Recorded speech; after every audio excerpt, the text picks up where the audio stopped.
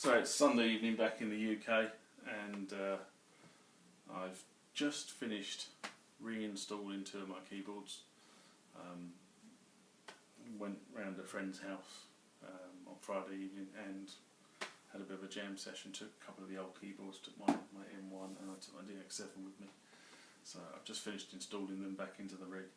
And it sort of like brings up the point about, you know, cables and cable management and such like. I'm one of these people who really does not understand some people's logic, and I do apologise if somebody's watching this and going, that's me.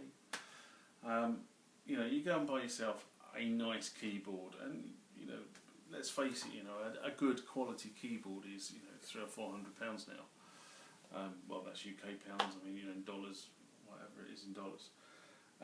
So you go and buy a good quality keyboard, and then you go and buy the most atrocious cables for the audio and the MIDI for that keyboard.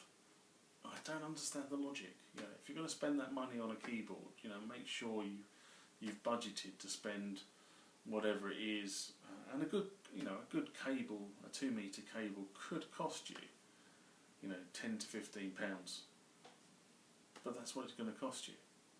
The other thing about when you buy cables is make sure you buy cables of the right length. So, you know, if you know where you're going to put your keyboard in your racking, then make sure you've got a cable that's long enough. Don't try to strain cables by just having them just so they slot into the slot, because you'll put too much pressure on the audio outs on your keyboard or the MIDI sockets on your keyboard. You won't get a good clean contact.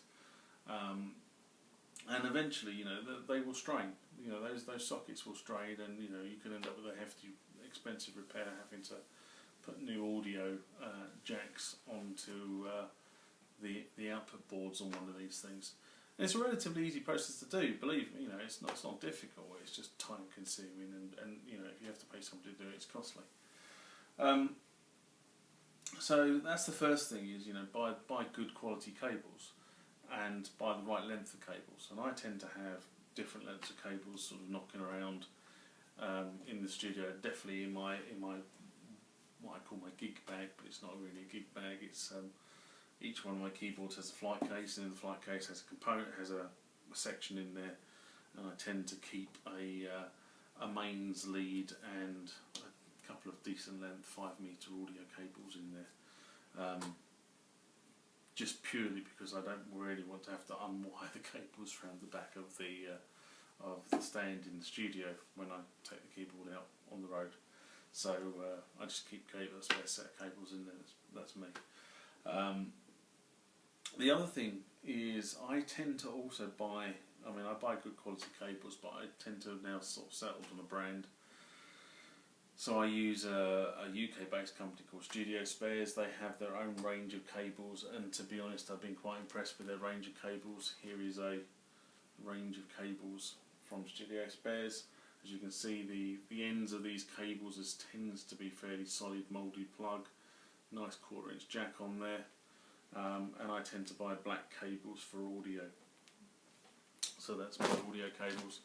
And then on the flip side, I tend to buy blue cables. I'm not sure whether the blue comes along, but there are blue cables for MIDI from the same audio company.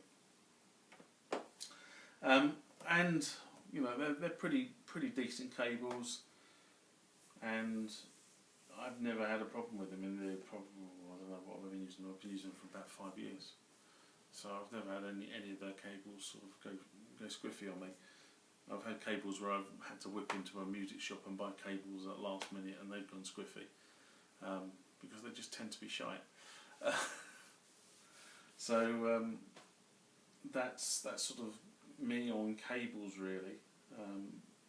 You know, if you're going to spend some money on some nice equipment, you know, don't skimp on the accessories. You know, make sure you buy good audio cables, good MIDI cables, and good USB cables as well, because you'd be surprised how many problems you have with very cheap USB cables that have come in from abroad, where the soldering's not quite all that before they put the moulded plug on.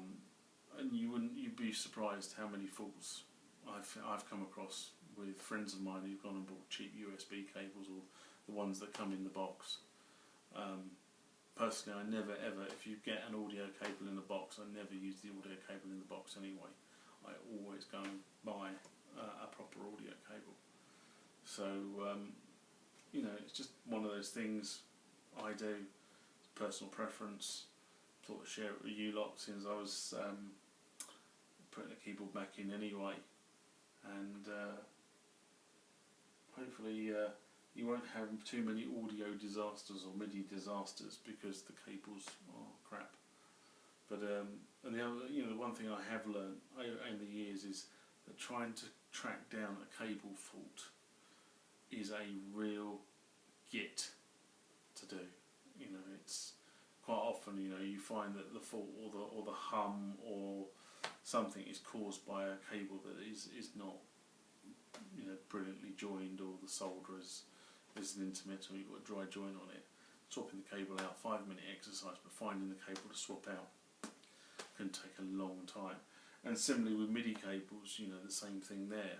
Although MIDI only uses 2 of the 5 pins on these things, you know, if you've got a dry joint on a MIDI cable, or a MIDI cable's been, you know, too tightly coiled or something, you know, that can break the cable itself. So anyway, that's my thoughts. Sunday evening. I'm probably going to go to bed now. So.